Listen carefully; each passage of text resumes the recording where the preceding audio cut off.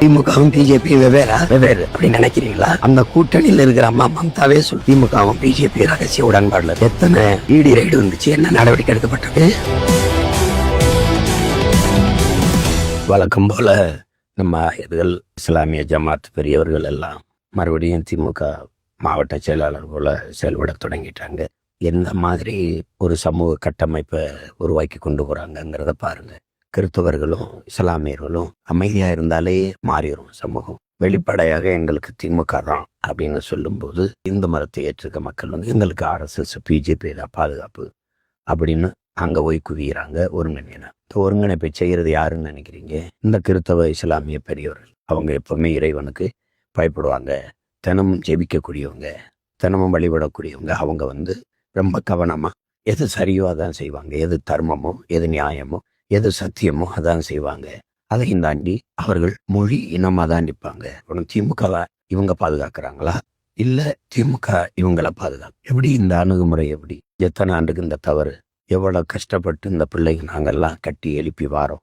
என் மொழி செத்துருச்சு, அதை பத்தி இவங்களுக்கு கவலை இல்லை. அழிச்சது இந்த திராவிட ஆட்சியாளர் இந்த கூட்டம் தான், அது கவலை இல்லை.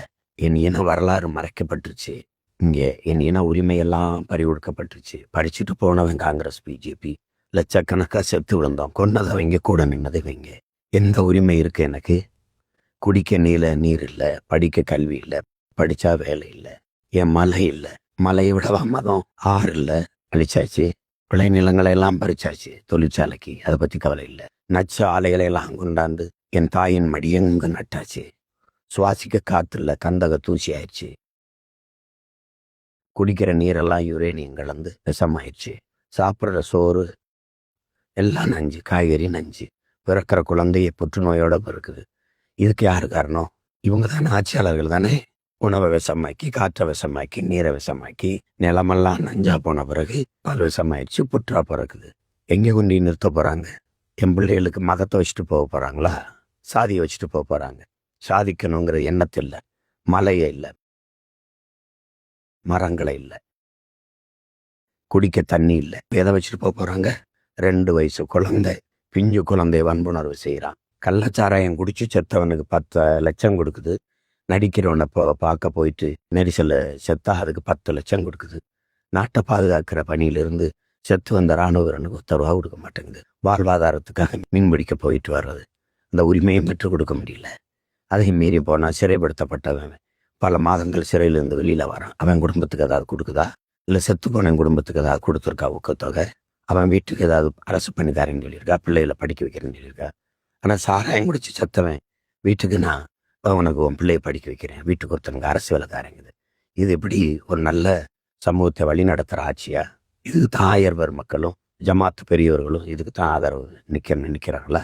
நாடங்களும் நிறைந்த போதை, ஒன்று திறவ போதை அரசை அங்கீகரித்து விற்கிது, இன்னொன்று திட போதை கஞ்சா, அவின், கொக்கைன், எல்லா வழிபாட்டு தலங்கள், பள்ளிக்கூட வாசல்கள், எல்லா இடத்து கல்லூரி, எல்லா இடத்துலையும் இருக்கு. கஞ்சா குடிக்கிறான், அவையனை பயன்படுத்துகிறான், கொக்கைனை பயன்படுத்துகிறான். காவல்துறைக்கு தெரியாத அதை தடுத்துருக்கா பற்றியெல்லாம்? விற்கிறவன் எங்கே விற்கிறான்னு பயன்படுத்துகிறவனுக்கு தெரியுது, ஆனால் நம்ம காவல்துறைக்கு மட்டும் தெரியலையே. எப்படி?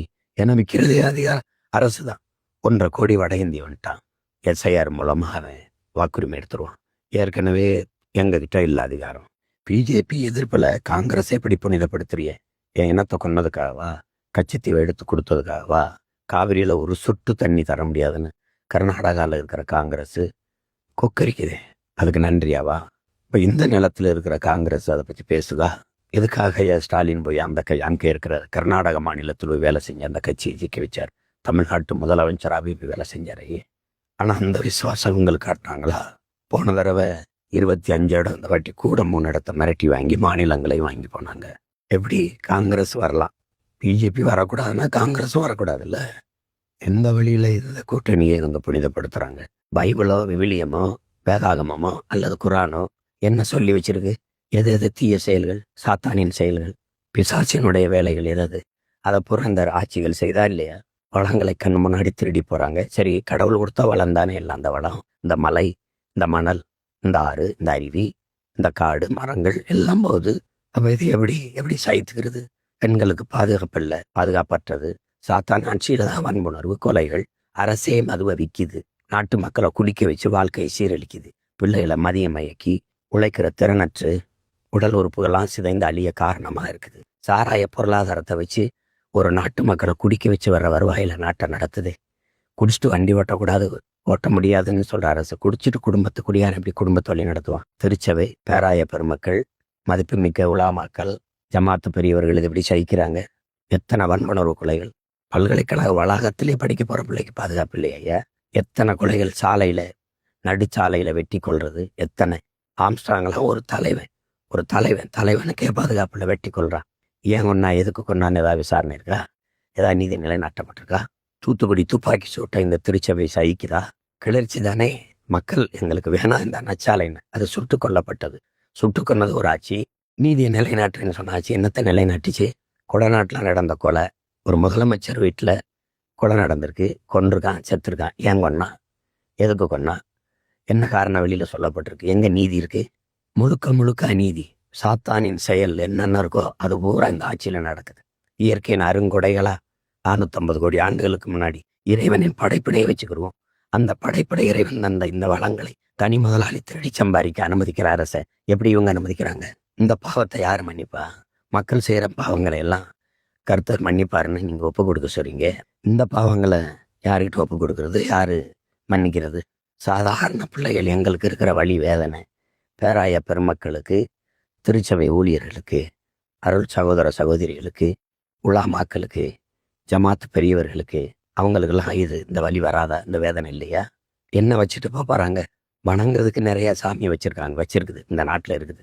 ஆனா வாழ்றதுக்கு ஒரு பூமி தானே இருக்கு. அது அழியுதே கண்ணு முன்னாடி. அதை காக்கணும்னு ஏன் யாருமே துடிக்கல? ஜெபிக்கும் போதும் தொழுகும் போதும் இந்த பெரியவங்க என்ன சொல்லி தொழுவாங்க, என்ன சொல்லி ஜெபிப்பாங்க? நாட்டில் எல்லாரும் நல்லா இருக்கணும். இவங்க ஆட்சியில் என்ன நல்லது நடக்கும்? எப்படி எல்லாரும் நல்லா இருக்க முடியும்? ஐயா, அநீதிக்கு எதிரான புரட்சி தீயை பற்ற வைக்கவே நான் வந்தேங்கிறாரு. அந்த தீ பற்றி எரிய வேண்டும் என்பது என் விருப்பம்ங்கிறாரு இறைமகன் இயேசு. எங்க அந்த புரட்சி தீ?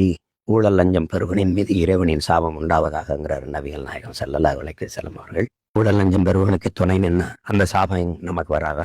என் மக்களுக்கு மூளை இல்லையா? சிந்திக்கிற திறன் இல்லையா? அறிவு இல்லையா? கல்வி பெறலையா? உலகத்தை பார்க்கலையா? நாட்டு நடப்பை பார்க்கலையா? துயர துன்பங்களை அவங்க நோய்க்கலையா? அப்ப எது பாதுகாப்பு, எது சரி தவறுன்னு அவங்களுக்கு தெரியாதா? ஒரு நல்ல அரசியல் உருவாவதற்கும் நல்ல ஆட்சி அமைவதற்கும் அருமணியாற்றுவது ஆகச்சிறந்த இறைப்பணி. அதை விட்டு திமுகவுக்கே போடுங்க, அவ்வளவுதான். நாங்கெல்லாம் RSS பிஜேபி தான் போடுவோம். அந்த முடிவு அவங்க எடுக்கும்போது எங்கே மாறுதல் வரும்? என்ன நடக்கும்? பிஜேபி RSS வளர்க்கறது யாரு? ஜமாத்து பெரியவர்களும் திருச்சபை பேராயர்களும் தான். திமுகவும் பிஜேபி வெவ்வேறு அப்படின்னு நினைக்கிறீங்களா? அந்த கூட்டணியில் இருக்கிற அம்மா மம்தாவே சொல், திமுகவும் பிஜேபி ரகசிய உடன்பாடுல எத்தனை இடி ரைடு வந்துச்சு, என்ன நடவடிக்கை எடுக்கப்பட்டிருக்கு? இது புரிதல் இல்லையா? அரவிந்த் கெஜ்ரிவாலை கைது பண்ணிச்சு, ஜார்க்கண்ட்ல முக்தி மோர்ச்சா அந்த தலைவர் முதல்வரை கைது பண்ணி உள்ள வச்சுச்சு, சந்திரசேகர ராவ் மகளை கைது பண்ணிச்சு, இதே சாராய ஊழல்ல 1 லட்சம் கோடி ஊழல்னுச்சு, என்னன்னு சொல்லிச்சு. எந்த நடவடிக்கை? ஆனா ஒண்ணு நான் சொல்லுவேன், இதே முழுமைக்கு இருக்க வழியில இருந்து ஒரு மொழியை சொல்வேன். எங்களுடைய பாவம் உங்களை சும்மா விடாது. பரிதாபத்துக்குரிய மக்கள் எல்லாத்தையும் இதையாவது சரி பண்ணிட முடியாது. இந்த 1000 மக்கள், இந்த ஜமாத்து பெரியவர்கள் ஏதாவது மக்களின் பொது பிரச்சனைக்கு போராட்ட களத்து வந்தது உண்டா? ஸ்டெர்லைட்டுக்கு, அணு உலைக்கு அல்லது சிப்காட் தொழிற்சாலைக்கு நிலம் பறிக்கும் போது, குடிநீர் கேட்டு போராடும் போது, விவசாயி விளைய வச்ச நெல்லை கொள்முதல் செய்து சேமிப்பு கடங்களை சேமின்னு போராடும் போது, மீனவர் படுகொலைக்கு படிப்பிக்கிற ஆசிரியன் பாதையில் நின்று போராடினானே, அதுக்கு வந்தது உண்டா? உயிரை காக்கிற மருத்துவன் நின்று போராடினானே, அதுக்கு வந்தது உண்டா? துப்புரவு பணியாளர்கள் போராடினாங்களா அதுக்கு? போக்குவரத்து தொழிலாளர் போராடினானே அதுக்கு? மாணவன் மீனவன் எல்லாரும் போராடினானே அதுக்கு? எத்தனை போராட்டங்கள் நடந்தது? வந்ததுண்டா? இவ்வளவு பொறுப்பா வாக்கு செலுத்துங்கன்னு சொல்ற இந்த அவைகள் எல்லாம் ஏன் இந்த மக்கள் பிரச்சனைக்கு வந்து போராடல? கருத்து இல்ல, ஒரு அறிக்கை இல்லை. ஏன் இதுல எல்லா போராட்டத்திலும் நின்ன பிள்ளைகள் நாங்க. எங்களுக்கு போடக்கூடாதுன்னு ஏன் சொல்றீங்க? போட்டு வீணாக்காதீங்கிறீங்க. திமுகவுக்கு காங்கிரஸுக்கு போட்டு இவங்களுக்கு எல்லாம் போட்டு நாட்டை வீணாக்க முடியும், எங்களுக்கு போட்டா ஓட்டு வீணாயிரும், அப்படித்தானே? தூய கொள்கையை வச்சு ஒண்ணும் செய்ய முடியாதுங்கிறீங்க. தூய ஆவியை நம்புவீங்க, தூய கொள்கையை நம்ப மாட்டீங்க. விண்ணில் இருக்கும் என் தந்தையே வருக, உம்முடைய அரசு இங்க தருகங்கிறீங்க. யாரு? ஸ்டாலின் தர போறாரா? இல்ல தம்பி உதயநிதி தர போறாரா? இல்ல ஐயா எடப்பாடி தர போறாரா? இல்ல பிஜேபியோட சேர்ந்து மத்த கட்சிகள் யார் தர போறா? பூமிக்கு கீழே தண்ணி இல்ல, இந்த நிலம் நீரற்ற நிலமா மாறிடுச்சுன்னு ஐநா அறிக்கை கொடுத்தது. 1000 பேரவைகளுக்கு என்ன அக்கறை அதுல இருந்ததா? ஏதாவது இருந்ததா? ஜமாத்து பெரியவர்களுக்கு ஏதாவது இருந்ததா? 10 மாவட்டத்துல குடிநீர் இல்ல, கீழே பூமிக்கு நீர் இல்லைன்னு தமிழ்நாடு அரசு சொல்லுது. ஏதாவது அக்கறை இருந்ததா? பெருந்துறையில 26 கிலோமீட்டருக்கு சிப்காட் தொழிற்சாலைக்கு பக்கத்துல இருக்கிற சுத்தி 26 கிலோமீட்டர் நீர் எடுத்து குடிக்காதே, யுரேனியம் கலந்துருச்சுன்னு சொல்லிச்சு. அதுக்கு ஏதாவது வருத்தம் இருக்குதா? தனித்த ஜபம் இருக்கா? தொழுகை இருக்கா? எங்க கொண்டு போறீங்க ஐயா எல்லாருமா சேர்ந்து? என்ன எங்களுக்கு வச்சுட்டு போறீங்க? கையில பைபிளை வச்சுக்கிட்டு கர்த்தரை தூச்சிக்கிட்டு சாத்தானுக்கே ஊழியம் செஞ்சா எப்படி? திமுக தான் பாதுகாப்புனா அப்ப அல்லாஹ் எங்களை பாதுகாக்க மாட்டார். அப்ப கர்த்தர் எங்களுக்கு பாதுகாப்பு இல்லை. கருணாநிதி ஐயாவும் அவர் மகன்களும் அவர் மகனும் அவர் பேரனும் தான் பாதுகாப்பு. அப்படித்தானே? அதை ஜபத்துல சொல்லுங்களேன். அது எப்படி உங்களால சொல்ல முடியுது? கர்த்தர் ரட்சிப்பாருங்கிறது, கர்த்தர் காப்பாருங்கிறது, கர்த்தர் பாதுகாப்பாருங்கிறது, எல்லாம் கர்த்தர்ட்ட ஒப்படைங்கிறது. ஆனா கருணாநிதி குடும்பம் தான் உங்களுக்கு பாதுகாப்புன்னு சொல்றோம். அப்படித்தானே? நீங்க எல்லாம் ஒண்ணு செய்யலாம். தனித்தனியா பேரவை, திருச்சபை, ஜமாத்து இதெல்லாம் இல்லாம எல்லாத்தையும் அறிவாலயத்துக்கு மாத்திடலாம். மாத்திட்டு நீங்க அங்கே இருந்து அங்கே முடிவெடுக்கலாம்.